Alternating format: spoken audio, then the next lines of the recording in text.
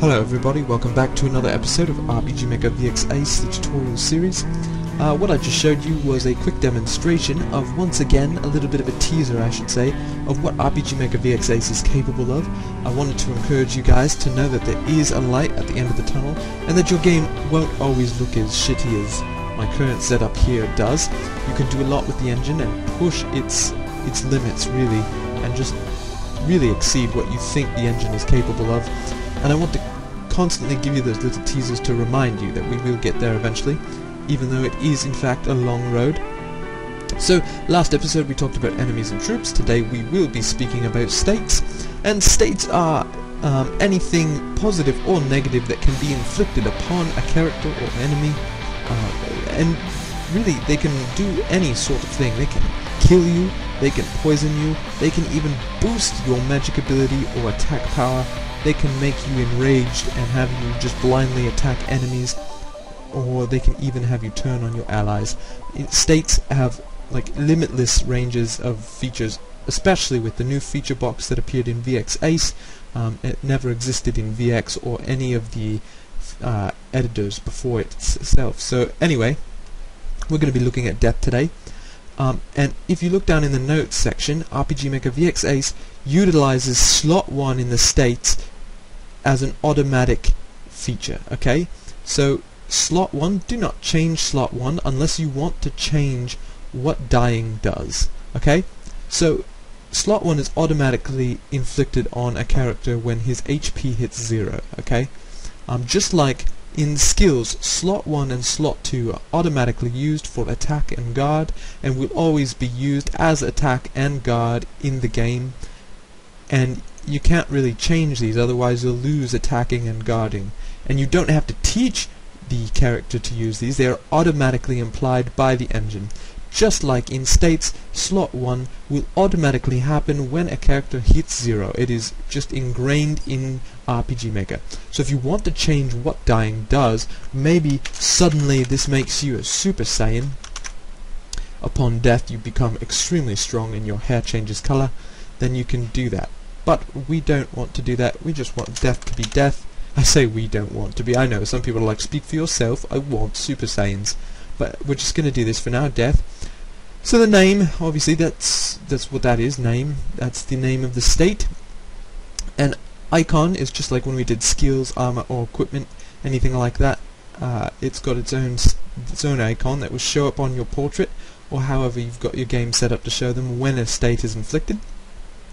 Restrictions is something that happens to the character, or just a restriction that will happen when this state is inflicted. So you can use this drop down menu to select a restriction that suits you. In the case of death, you cannot move.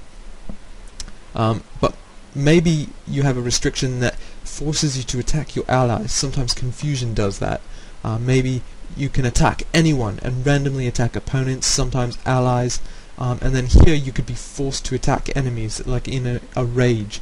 If your character's just constantly angry, a berserker might have this and just be forced to attack enemies if berserk is cast on him. We leave it as cannot move. Generally you can't move if you're dead, unless you watch The Walking Dead. That's kind of controversial. But anyway, priority is there's only so much room on the interface to show in-game how many states you have. So if you've got like 10 states inflicted upon you, then there's no space to show you all the icons. So priority decides which icon is showed first. So poison, you can see, only has a priority of 65, whereas death has a priority of 100, which would mean that death would show over poison if you had them both at the same time. So of course you can use scripts to manipulate your interface to make more room for icons, if that's what you want to do. And maybe we'll talk about that in the future, but we're not going to right now. So just use your priorities for now. And then we're moving down to removal conditions. These are the conditions in which your state is removed. Kind of self-explanatory there, I guess. But you can check this box to have it disappear at the end of battle, so it won't disappear until battle's over, which is nice. So you'll notice some games, like Pokemon, if your Pokemon gets poisoned, he will be poisoned in the next fight, and he'll actually take damage where you're walking around on the map even when you're not in combat. So if you want that kind of function, you would not check this box. But if you do want to get rid of it at the end of battle and not have it damage your player as he walks around the map and enter his next battle poison free, then you'd check this box for poison, for example. If you want players to revive from death at the end of a battle, you could do that, and maybe they'll show up with 1 HP.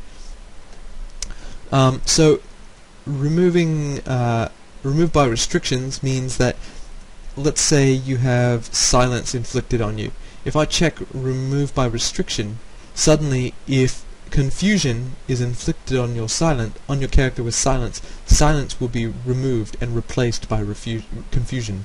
That was confusing. But yes, so this means that well, only if there is a restriction. Sorry, I must be specific.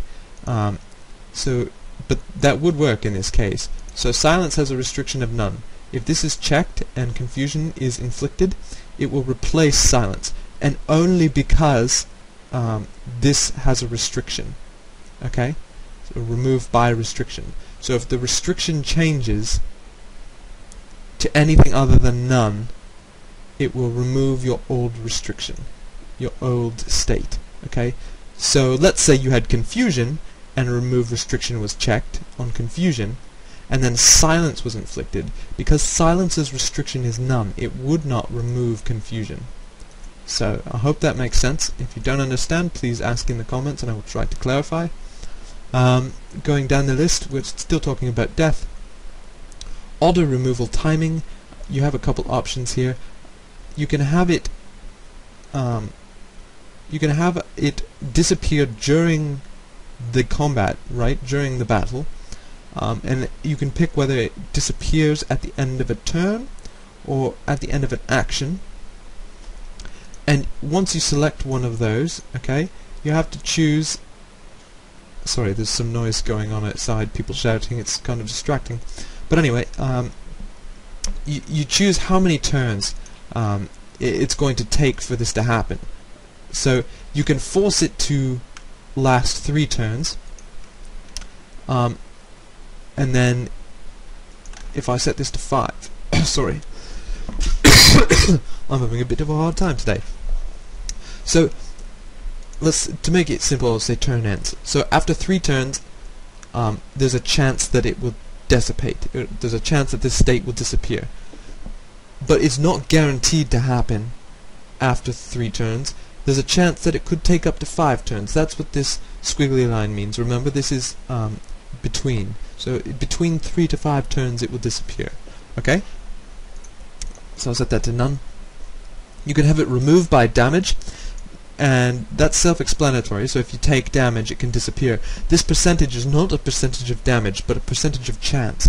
So when you are damaged in any way, shape or form, what are the odds of that state being removed? You can 100%. If you're hit, you're going to wake up if you're sleeping. That's just the way it is. Or you can say maybe something as low as 25%. Maybe you're a heavy sleeper, or maybe he's been drugged with horse tranquilizers, and he's just not going to wake up even if you hit him in the face with a shovel. Okay? So removing by walking, so you can have it remove, like let's say it is poison, and you don't have it remove at the end of battle, and he's taking damage when he's on the map. You can say that, you know, after, let's say, 50 steps, that poison will disappear. It's run its course through his system, and it's gone. You know, I live in Canada when hockey is being played outside my window on the road. So anyway, message when the actor fell into the state. We talked about these kind of things with skills when you were casting. I hope you remember that. When you use a skill, this is the description when the player falls into this state, so when it's inflicted upon him. So if we're doing poison, you know, target's name, so let's say it's Bastion. Bastion is poisoned. That's really self-explanatory.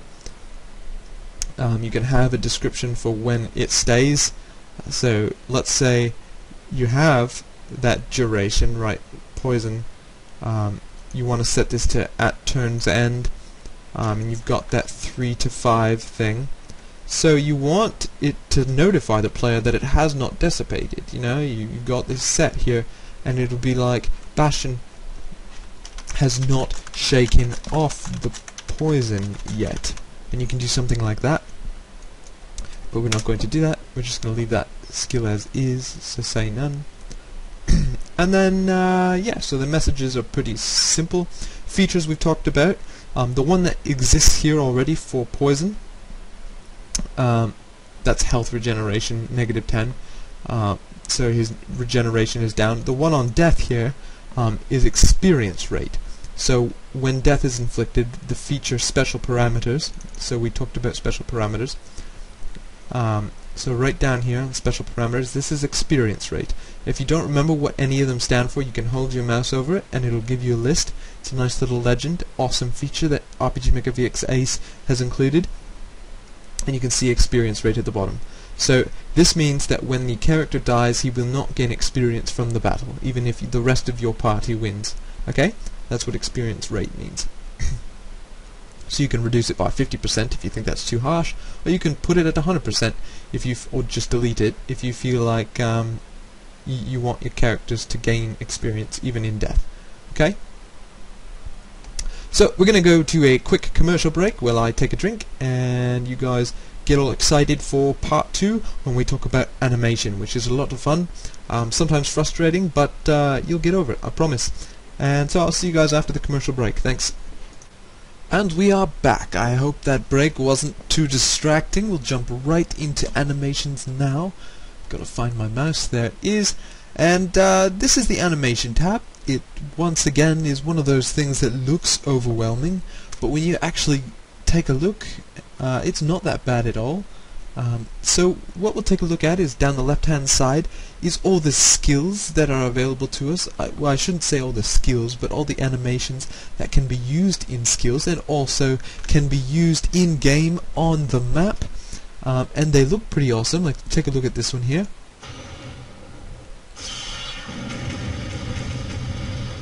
So that's pretty cool. I think that looks pretty neat.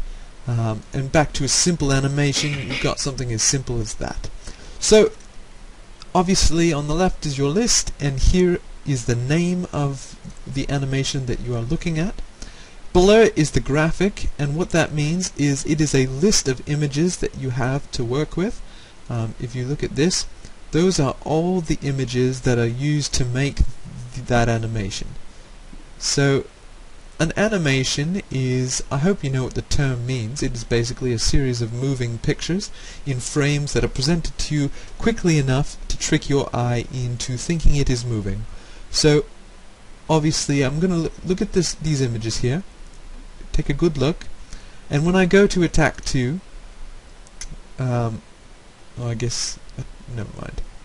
Here, I'll show you. We're going to clear the hit physical, okay? And this is a good way to do this lesson. So I'm going to clear all these out. I'm clicking on the number and I'm hitting delete on my keyboard to clear all these out. You can also do clear frames. That will also do what I did. You can pick how many frames this animation is going to be by clicking here on the ... and that is 10 frames, obviously.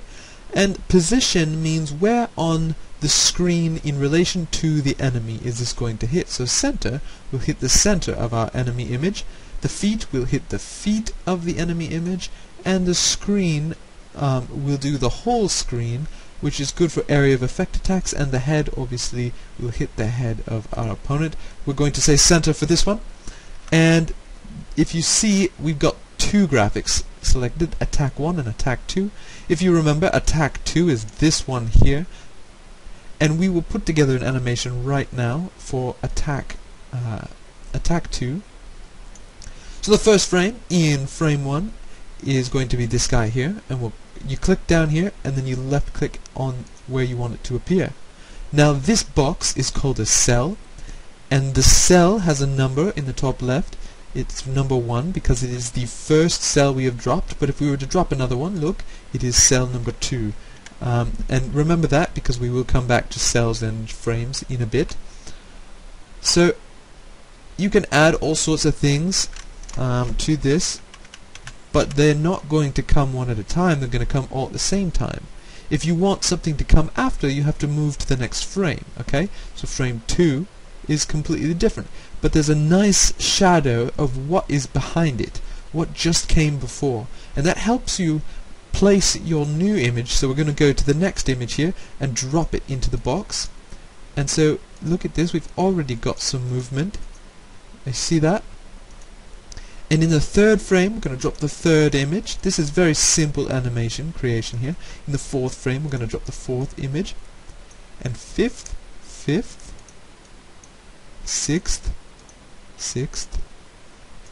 seventh, eight, and I think we are done 9. So we can leave the 10th frame blank for a little bit of hang. Now we've got a movement, okay, and the flashing of the enemy, you'll notice that we did not do. See how the enemy flashes? 1 second. Little bit of a dry throat and a bit of a cold. It's lucky you can't catch it through the speakers. But anyway, you'll see flashing on the enemy, and we did not set that up. We also did not set up the sound effects. You can hear, I don't know if you can hear it, but I can hear it. I'll get closer so you can hear it. The sound effects playing. That is controlled up here, okay? So on the left hand side is number, and that indicates the frame number that something happens. SE means sound effect, and that indicates a sound effect that is being played. And flash means the screen is flashing a color, or you know, it could be anything. It could be that the enemy is flashing and not the screen. But when we double click on this, it brings up what we're seeing. So on frame 1, we can look at that.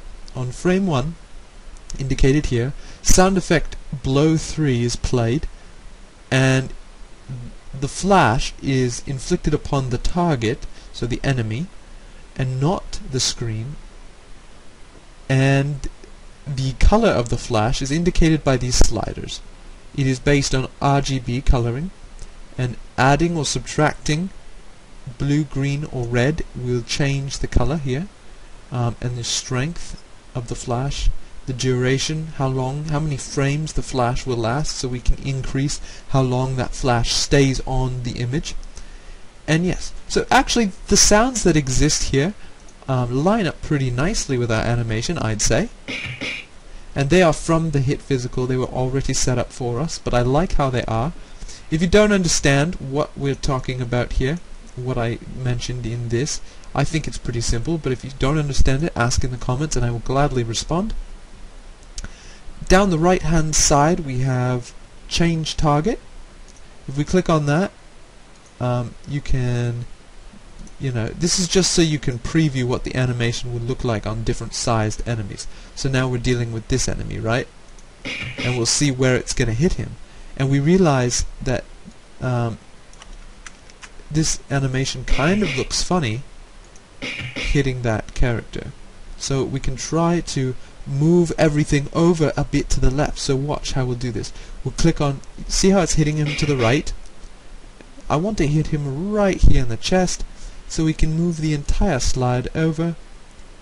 Frames 1, 2, so this is between, right? So frames 1 between 10 are going to move X. If you've ever taken math, X is the bottom axis, so left and right, and Y is up and down.